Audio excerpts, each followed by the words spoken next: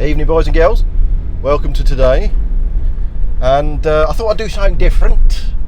Thought I'd put you inside the Terracan and we go for a drive. Because I've got to go splosh some diesel in it and get some chocolate for Bert. Yes, she's running low on chocolate. She's had to go back to work, you see. The furlough for where she worked is over. And she's not happy. But such is life, you know. Got to have a job, haven't you? But oh dear, don't know what's happening at the moment, but there may be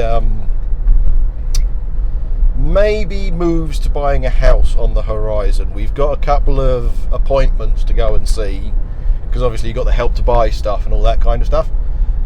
Seeing as we've got the deposit and everything now, and I've paid off the i30, that's been sold as well. I sold that to somebody. I can't remember if I've referenced that since the last time I sat down and recorded something. But yeah, the i30 was sold to Luke's sister. Luke, the one who was in the Picasso.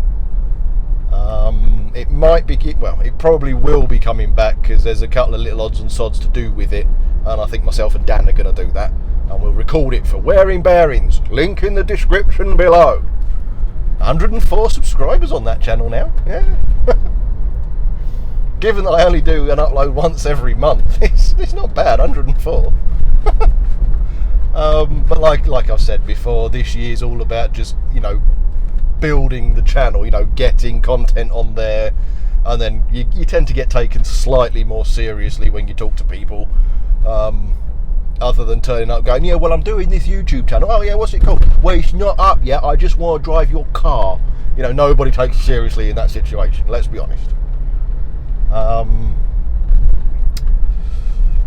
But yeah, so get that do. So 104 subs on that one. I've completely lost my train of thought now. Oh yeah, 30 mile an hour.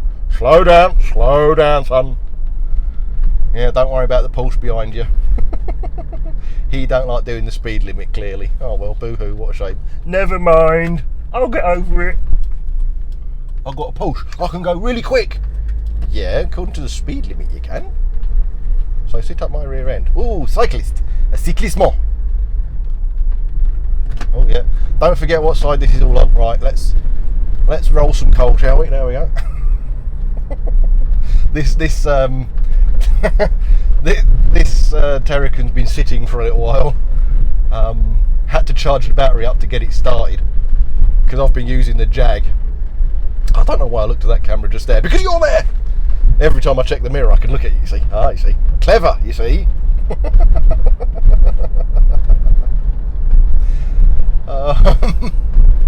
Yeah, this is how often I check my passenger mirror. For the rest of the journey, I won't be looking at you at any point. But no, this has been set out because I've been using the Jag and the i30. And now the i30 is gone. The Jag is all fixed, by the way. That was something that's been done since the last time I sat down and recorded something in the garage. The Jag is fixed. Every job that needed doing at the time, obviously things can still break, but every job that needed doing has been done, including the welding. They've done quite a decent job with what they had. For 400 quid, I wasn't expecting a whole new underside of the car, put it that way. There are a few bits and bobs that the job was done, but not exactly how I asked them to do it. Well, we can save you money. Yeah, well, I need it done like this. Okay, fair enough. And then, well, we saved you money. So yeah, because I wanted it properly done so that I wouldn't have to revisit the issue. What they've done is they've cut out all the rotten bits, put in some new metal, but instead of going all the way back and redoing the pinch welds and new metal behind there and everything that I wanted,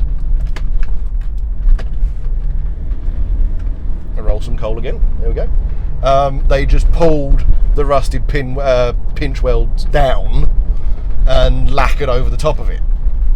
So I'm going to have to revisit that issue in a couple of years, otherwise it's just going to rot underneath all the stone chip guard that they've put on there. They've done a good job on that, actually. They've properly lacquered it. It's got rid of all the blue overspray from where that car's been really badly resprayed. It's just now black under chip, stone chip, stone guard, whatever the crap you want to call it.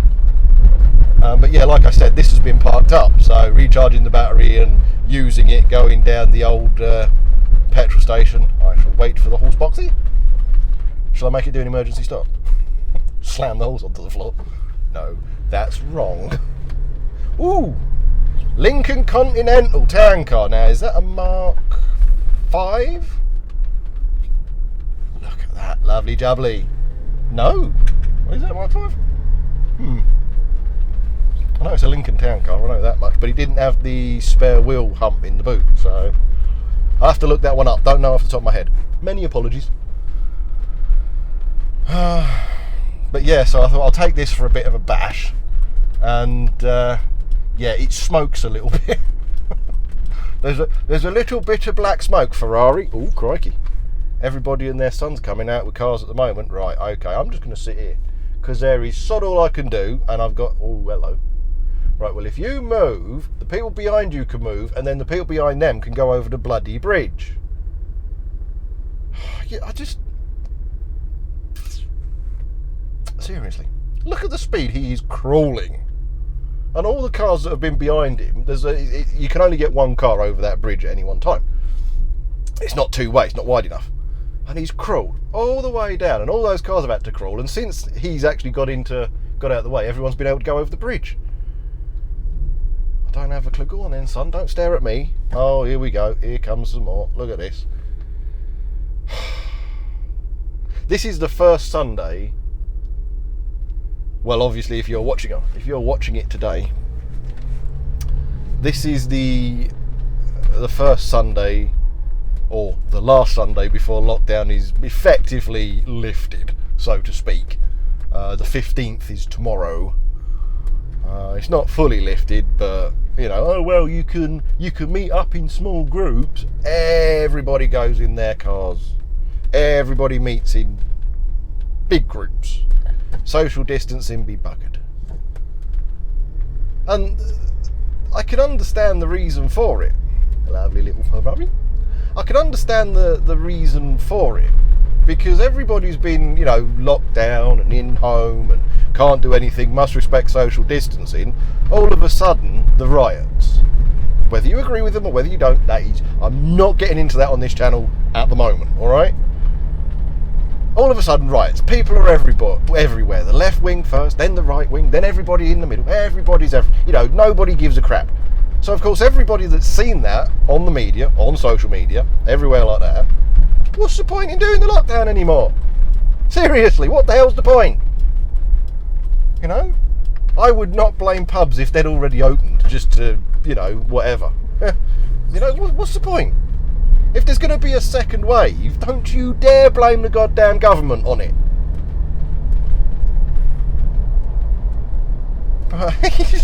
So that's what's happened. Everybody's just gone, you know what, sod it, who gives a rat's arse, But yeah. But anyway, sidetracked again, as always. You know me by now, I get sidetracked all the time. Yeah. Taking this for a bit of a bash. And it is a little on the smoky side. Oh, itchy nose. But no, I do like this. I don't know why. This isn't in the best mechanical health. Okay, I've said that before. I've referenced it before. It's all right up to about 3,000 RPM, and then it will start coughing and spluttering, and it's really it's not that good. But if you drive it conservatively, obviously it will automatically change the gears before you get over 3,000 RPM. So as an average, trundle to work, down the country lanes, that kind of a vehicle, it's fine. No problems, no engine lights, no weird noises, no coughing, no splattering, lovely. But if you want to use it, if I wanted to tow with this, put some decent load on this vehicle, it will probably kill it. So yeah, there's a few underlying issues with this. Oh look, Bill, you're using two hands, aren't you? Good. I can do it one-handed if you want. I don't mind, bruv. I don't mind.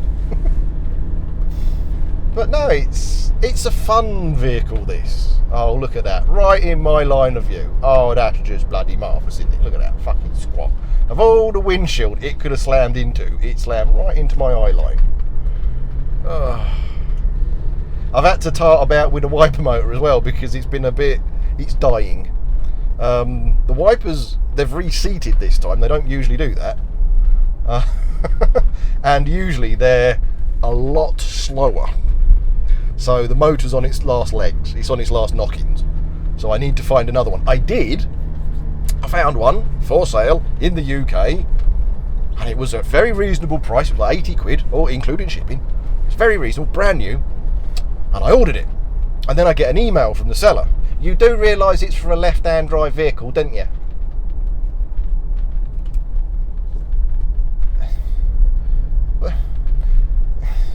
What? Why are you selling left-hand drive wiper motors in the UK? You know, it wasn't shipped in from a different country. This was a UK seller. You know, clearly what's happened is he's bought the wrong one and decided to bung it up, but in the advert he hasn't told anyone. And so he sent an email going, oh, you do realise it's for a left-hand drive one? Oh, well, I'll cancel the order then, please. How many bleating... This people, this is why you don't bother with the hedgerows. If you own a house and a driveway, get rid of the bloody hedgerow at the front.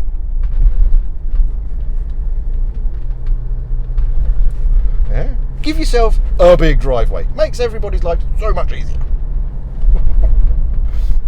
Now, because obviously myself and Bert now we are officially looking to buy a home. Some new builds going up in the Haverhill area, so we're going to have a shufty at those first. There is still a chance of us moving north. That is something on the agenda as well. Again, it depends on what we get, depends on what we can afford, yada yada yada, so on and so forth. You know all the bollocks. But because I don't want to hit doves. If you're curious what the honk honk was and that didn't pick it up, probably did, but who cares? But yeah, we've actually been talking about this, and obviously new builds. It's really weird. All the new build estates, it's almost as if you're not supposed to own cars.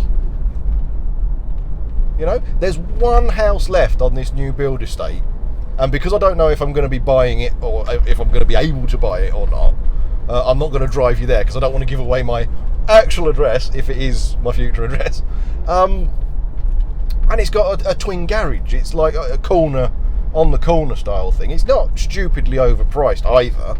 And with Help to Buy, it's, you know, it may be doable. Like I said, we've got to have conversations. We've got to go and speak to the salespeople and all that kind of stuff and see what the what he is. But it's a corner. It's a decent. It's a 4-bed. Starting properly. You might as well aim as high as you can and then see where you land, you know what I mean?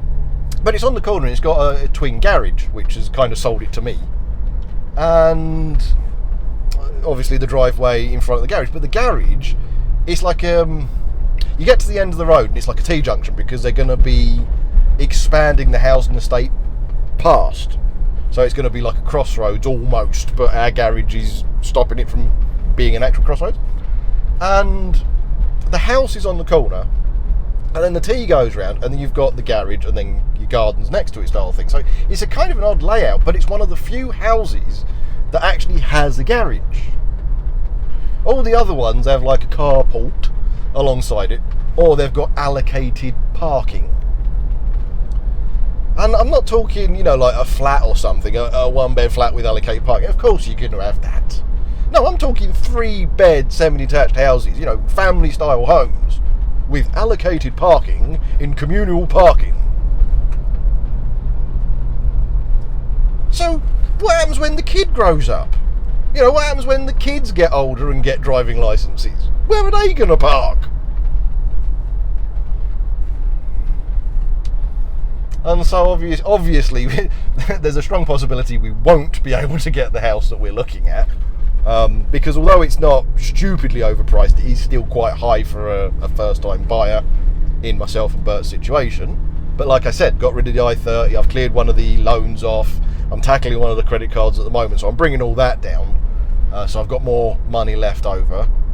I've spoken to my agency, I've spoken to where I work, I've applied to go full-time. There's a whole heap of stuff they've got to go through, because the problem is, because I worked for the recruitment agency, I didn't get the job with where I work via the recruitment agency to go full-time. I actually, I work for AFE. When one of their own drivers is to be taken on full-time, the company that takes them on has to pay a fee, because I didn't go to that company to be taken on full-time. So I'm an AFE guy leaving AFE effectively, so that there's a fee involved, and that does make it a bit difficult to go full-time. It depends on whether the company wants to pay that fee to have me go full-time, or use a couple of new drivers they can get hold of. So I'm waiting to hear back on that. That's going to be a little while yet, but I've applied. I can do no more. They know me. It's up to them now. It is literally down to the fee, whether they want to pay the fee or take on a couple of new drivers and give them a shot, so it's a bit of an annoyance, but such is life. I'm effectively just driving to work at the moment. But yeah, no, I was thinking, where the hell shall I drive? Where can I go? And then it's like, oh yeah, just do the drive to work style thing. Obviously I won't go to work, because that gives away who I'm working for. But yeah, it's all a bit, it's annoying sometimes when you're an agency, because when you do want to do something, it can get really, really kind of, I don't want to say bitchy. I'm not including AFE in this. AFE have been nothing but absolute stand-up. Previous agencies I've worked for, however, not so much. The one I ended up leaving to go to AFE, I joined on other agencies because I wasn't getting any work.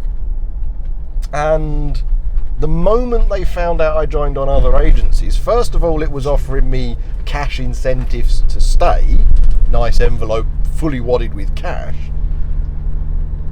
And then it was give me more work than I know what to shake a stick at, to stop me from being able to work for the other agencies. And then after a couple of months of doing that, give me no work, and the other agencies aren't interested because I wasn't available for them. So it can be a real kind of sticky situation if you're not careful. It's why I left and went to, like I said before, AFE. And AFE, like I said, they've been stand up, but again, in the contract, because I wasn't recruited for this company, there's a fee to pay. So God knows what's going to happen on that score. I'm hedging my bets. But at the moment, I furloughed myself, and if it's a case of, oh well, you have to have stayed off site for at least 8 weeks or 10 weeks or something like that, then that's what I'll do. By the end of the month, it'll be 6 weeks. By the beginning of July, I'll have been off for 6 weeks.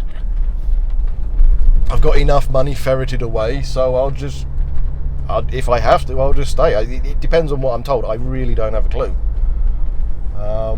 But again, one of the things I was told is, now I've been working for this particular company for over 2 years, and one of the things I was told was, obviously I'm going to have to go through the entire process, the interview process and so on and so forth, but then I've got to do 10-week probationary period working via the agency. And sometimes you sit there and you think, do you even listen to your own rules on this one, mate?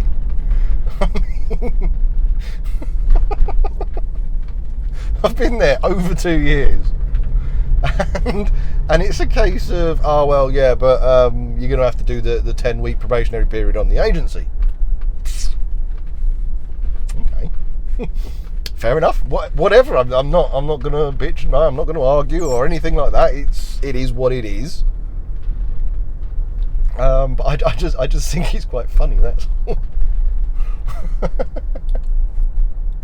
But one thing I have heard, and this is all heard through the grapevine, so on and so forth, they've taken on a huge number of new drivers.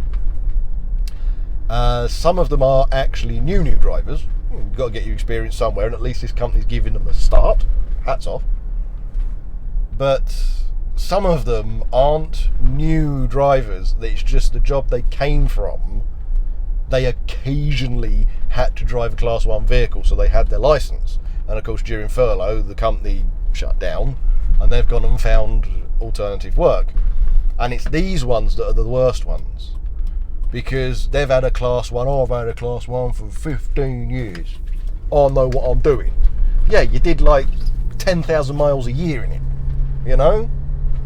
And there's a lot of damage being caused, and from what I understand, the site, the management, are getting really annoyed because they're stuck between brand new drivers, because where we are in Haverhill, there's not many other there's not many HGV jobs around here, so not many people become drivers in this area. So they're stuck between new drivers, brand new, trained up from the warehouse, and or actual new ones, and these guys who've had a licence for years but have never really driven, you know, and they're pretty much as good as useless because they know what they're doing. I've had a licence for 30 years, I've never had an accident. You did 4,000 miles a year, sweetheart. If you did have an accident, Jesus Christ. You know, it's that kind of situation. So, to be confirmed. But I thought I'd chat about that. I do like. I have since lockdown. I have really liked driving through towns and places like that, because it's just so quiet. It's so simple. And again, I've always liked having a drive on a Sunday, so I've always tried to work Sundays where possible, because I do like going for a Sunday drive. And the best thing about being a driver by trade is you can get paid for going for a Sunday drive. So I've always liked to do weekends. The other reason is I hate going shopping at the weekend. I loathe it. Because everybody does. Oh, well, we couldn't go shopping during the week because we were working. Okay, fine. So at the weekend, queues all the way up the yin yang. So I do tend to like working weekends, but one of the benefits if I do go full time is 5 on 3 off. That will give me 3 days to focus on doing my YouTube stuff, which is quite good. Bert's got her businesses during lockdown. Her business has gone from strength to strength, and now that she's gone back to work, she's not got the time. It's so funny. She's not got the time to do the customer orders as well as do her job. So she's kind of having to become extremely good or talented with time management. So yeah. Now I'm supposed to be going and getting some fuel and some chocolate, but seeing as I've got stuck in my brain, because this, you know what? Sod it. I'll show you. This is the housing estate we could potentially be moving to. Again, we've got to go in and have a meeting, have a chat, because they're actually struggling to sell these houses. They've got loads more planned, but they're struggling to sell them because, again, they've all kind of gone live just before lockdown and people aren't moving and this and that. Some of the houses on this site have had like 40 grand knocked off of them. You know, so that's you know, it's what I'm trying to take advantage of, you know. But yeah, they've got, we've taken this off, we've reduced it by that price.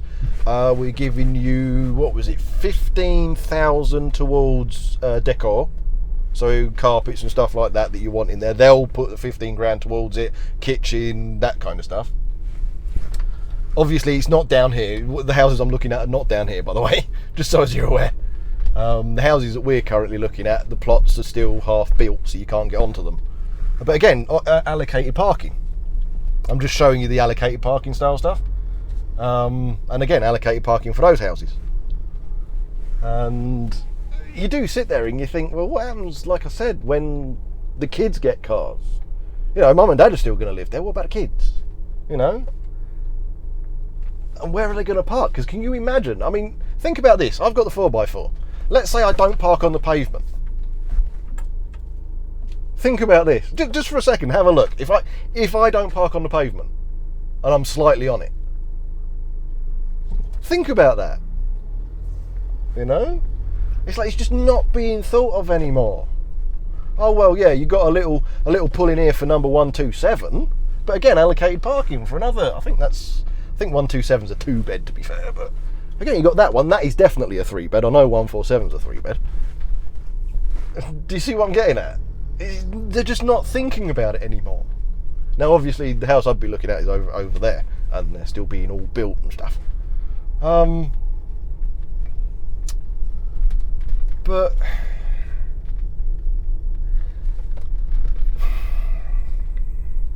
yeah, like I said, yeah, the 15 grand towards your bits and bobs. There's a 10 grand contribution from the builder, from the actual firm that's selling it. So, like you're buying a second-hand car, we'll give you, £1,000 towards the purchase of your new car. They'll give you 10 grand, and there's another 10 grand. What was the other 10 grand thing they were doing?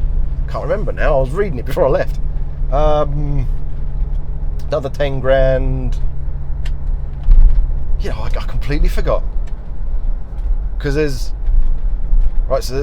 the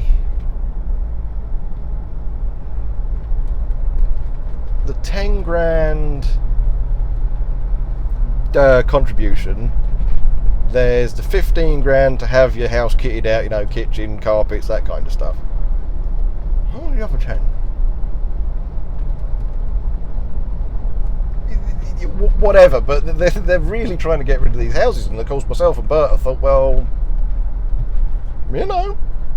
we've got over 5% deposit for what they're charging for the house, and you've got the contributions added to it, you've got the bits and bobs. Obviously we don't need to pay for the furnishings because they're going to do it for us, and yeah, they might not be exactly what we want, but it's going to be brand new. Just use it for 10 years, you know what I mean?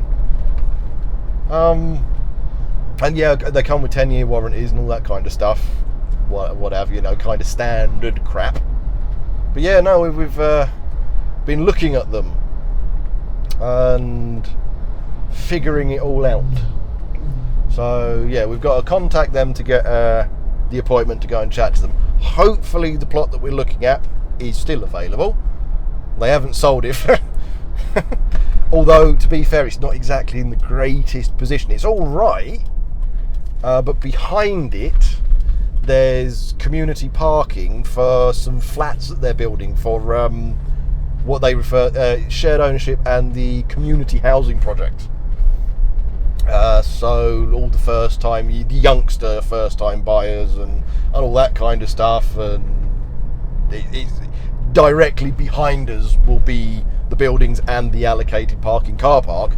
And then, of course, they're going to be expanding next to it. So a few people have looked at it and probably thought, well, yeah, it's a decent enough house, but when this expands, you're going to be in the centre of the building project, not on the outskirts of it, where you would find most 4 and 5 bed houses. Usually in the centres, you've got kind of the 2s and the 3s and things like that. So again, people aren't really buying it, but 4-bed house with a double garage as a first home, I don't give a shit if it's going to be in the middle. I'm going to go for that one, and I'm sure you'll all agree. Again, don't know if we're going to actually qualify to get it, but you might as well have a go, might as well have a hit and hope. I've never been down here a day in my life. Can't take a truck down here, you see. I keep going like 20 miles an hour, come on. That's the only thing with Terracans. Because I've been asked how good they are on the wearing bearings thing, and yes, I'm not going to go into a full review because that's going to be for wearing bearings. But I have I've been asked, how good is a Terracan? You know, are they any good? Blah, blah, blah. Actually, they're a good vehicle. I'll wait here for him. Come on then, sweethearts. Come on, sugar tits. Oh, look at that, another one. They're all right. The manuals are probably the better option to go for, but then, they're probably the better option to go for every single time. Let's be honest. I got an auto because that was in my price range at the time. And to me, oh, hello. Come on then. There we go, Santa Fe. Flying down the bloody hill, even though it's a 30.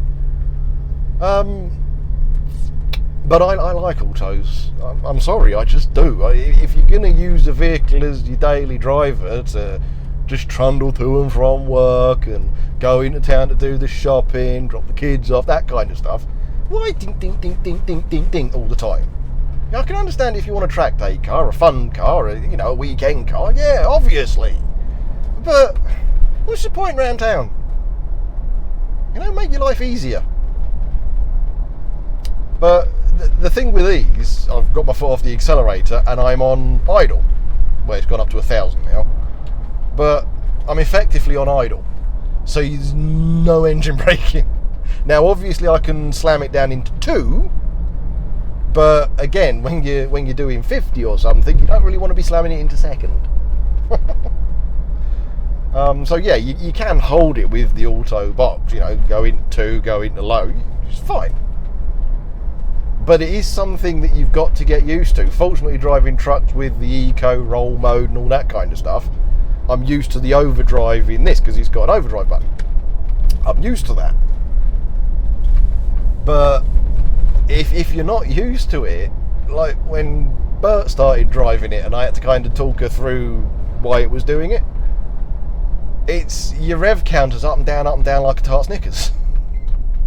Because you go off the accelerator, don't you? And then you go back on it. And you go off of it. Most people who are make and go merchants, they don't really have accelerator control. Well, the problem with this is the nanosecond you take your foot off that accelerator pedal, it goes into overdrive. It goes into idle. Like you're coasting.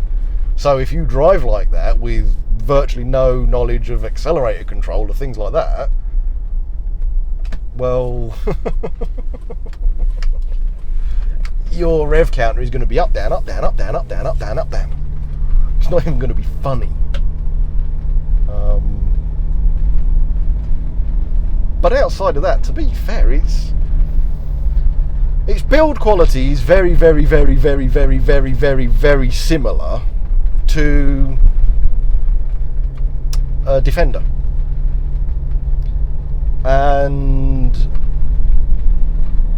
But it's got more refinements in here. It's got more it's more orientated towards the passengers. In a Defender, the seats are kind of an afterthought.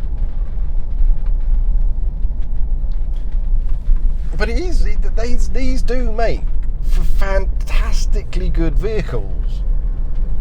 And the replacement parts for them, even if you want new injectors in it, they're not stupidly expensive. And they're really easy to take out, as you've seen on Wearing Bearings. If you haven't, link is in the description below. They're really easy to take out, and you can easily get them reconditioned. To be fair, these are phenomenally cheap. I saw one of these quite recently, because Bert's basically given me permission to buy another car.